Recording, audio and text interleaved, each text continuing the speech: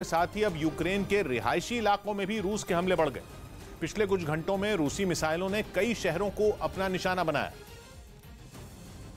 जिसकी कुछ तस्वीरें चर्निव शहर से भी सामने आई। रूस के ताबड़तोड़ हमलों के बाद इस शहर का ज्यादातर हिस्सा तबाह हो गया। कई इमारतें खंडहर में तब्दील हो गईं, तो जगह जगह मलबे का ढेर लग गया। कुछ जगहों पर तो हमले के कई घंटे बाद भी आग की लपटें उठती नजर आईं। रूसी मिसाइलों ने यूक्रेन के ओख्तिर्का शहर की भी यही हालत की, जहां हमले से कई मकान ढह गए। मकानों के साथ सड़कों पर खड़ी कई गाड़ियां भी हमले की चपेट में आ गईं, जिसके बाद स्थानीय प्रशासन राहत और बचाव के काम में जुट गया। वहां कई लोगों के मारे जाने की खबर है। इसके साथ ही रूसी सैनिकों ने इरपिन शहर के भी रिहायशी इलाके पर बम बरसाए, जिसकी वजह से कई इमारतों में आग लग गई। जबकि यूक्रेन की राजधानी कीव में हमले के बाद एक तेल डिपो में भी भीषण आग लग गई। कीव शहर के बाहरी इलाके में मौजूद इस डिपो पर रूस ने मिसाइल से हमला किया, जिसकी वजह से ये तेल डिपो तेज धमाके के बाद भीषण लपटों में घिर गया। फिर तो वहां से आग और धुएं के गुबार की डरा देने वाली तस्वीरें सामने आई। तेल डिपो से उठ रहा धुआं कुछ ही देर में पूरे इलाके में फैल गया, जिसे देखकर आसपास के लोग डर गए।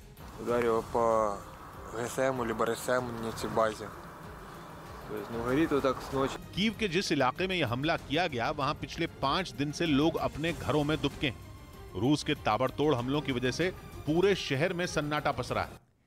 और रूस और यूक्रेन के बीच भीषण जंग जारी है। यूक्रेन की राजधानी कीव और खार्किव में रूसी सेना के हमले ताबड़तोड़ हमलों के दौरान दोनों देशों के बीच सोमवार को बेलारूस की सीमा पर पहले दौर की बातचीत बेनतीजा ही खत्म हो गई। बातचीत का सबसे महत्वपूर्ण एजेंडा संघर्ष विराम था। दोनों देशों के बीच ये अहम बैठक करीब 5 घंटे तक चली। हालांकि बेनतीजा खत्म हुई बैठक में दोनों देशों के बीच शांति वार्ता जारी रखने पर सहमति बनी है, जिस वजह से दोनों के बीच अब दूसरे दौर की बातचीत भी होगी। दूसरे दौर की बातचीत पोलैंड और बेलारूस की सीमा पर होगी। दोनों देशों ने कुछ साझा मुद्दों को तलाशा है, जिस पर दोनों देशों के बीच आगे की चर्चा होगी। Прекращения огня на территории Украины и боевых действий стороны определили ряд приоритетных тем, по которым наметились определенные решения. Ради того, чтобы эти решения получили, вернее, какие-то возможности. उधर राजधानी कीव में तबाही 5वें दिन भी जारी रही। रूस की बमबारी की वजह से वहां के इरपिन इलाके में तो कई घर जलकर राख हो गए, जिससे गुस्साए लोगों ने रूसी टैंकों को आग के हवाले कर दिया। हर तरफ जलती आग की वजह से पूरा इलाका वीरान हो गया। यहां तक कि घायलों की मदद के लिए भी कोई नहीं बचा। टैंकों के जलने से पूरे आसमान पर धुएं का गुबार छा गया। कीव के मेयर ने दावा किया कि इस हमले में 9 नागरिकों की भी मौत हो गई। 9 civilians and 1 child. तो दूसरी तरफ यूक्रेन के राष्ट्रपति ज़ेलेंस्की किसी भी कीमत पर झुकने को तैयार नहीं। उन्होंने रूसी सेना के जवानों को जान बचाकर भाग जाने की धमकी दी। разом з усіма європейцями і головне бути на рівні. वहीं खार्किव में एक म्यूजियम आग की लपटों में घिर गया, जिससे काफी नुकसान की आशंका जताई गई। इसके अलावा कई जगहों पर रूसी सेना ने बम भी दागे, जिससे बचने के लिए लोग यहां वहां भागते दिखाई दिए।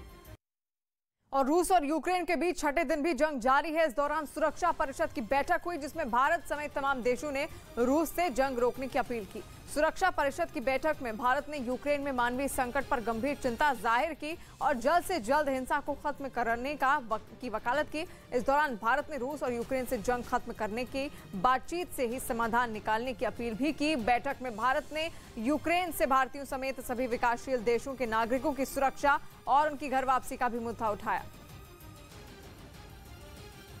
India remains deeply concerned at the unfolding developments in Ukraine.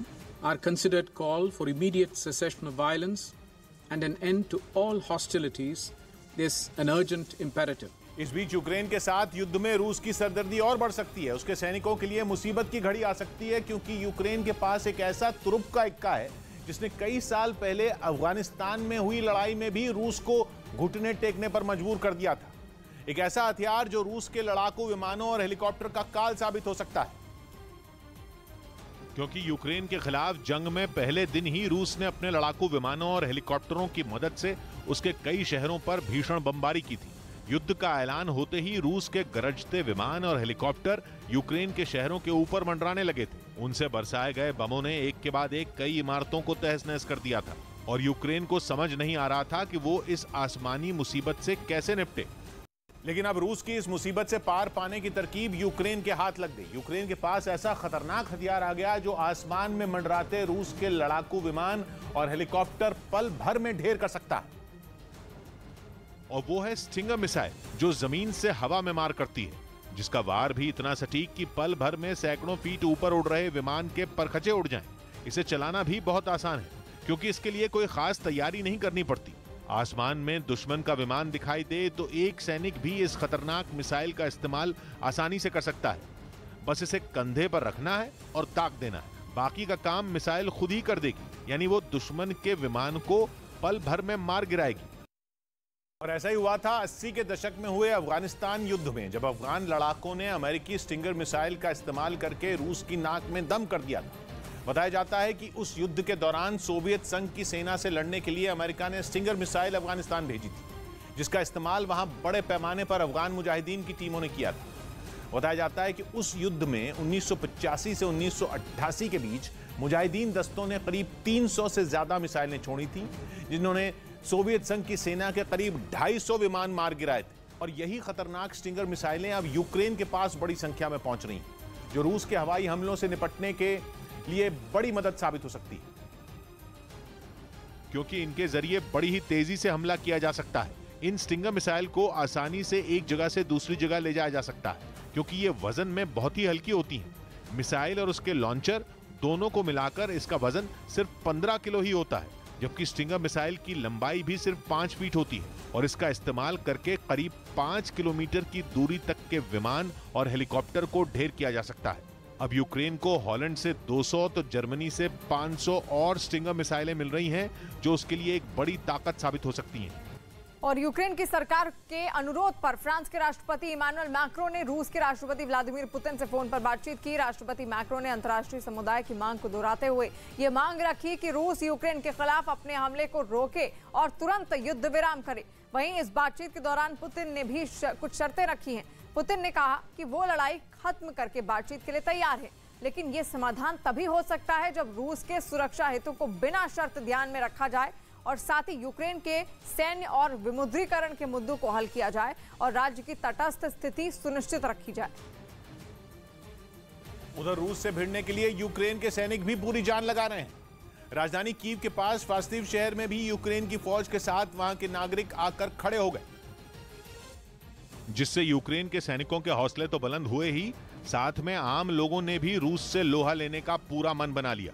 वहां से जो तस्वीरें सामने आई, उनमें फास्तिव की सड़कों पर हथियारों से लैस यूक्रेन के सैनिकों की हलचल बढ़ गई और रूस को पटकनी देने के लिए वो लोग निकल पड़े। जिन लोगों ने अपने देश को बचाने के लिए यूक्रेन के जवानों से हाथ मिलाया, वो खुले आसमान के नीचे बैठ गए और उनसे बम बनाना सीखा। उन लोगों के पास रूसी फौज पर हमले के लिए पेट्रोल बम भी देखे गए। रूस से भिड़ने के लिए यूक्रेन के सैनिकों ने वहां के आम लोगों को हथियार चलाने की ट्रेनिंग दी। साथ ही उन्हें यह भी सिखाया कि हमले में जख्मी होने पर मरहम लगाकर फिर दुश्मन के खिलाफ कैसे खड़ा हुआ जाता है।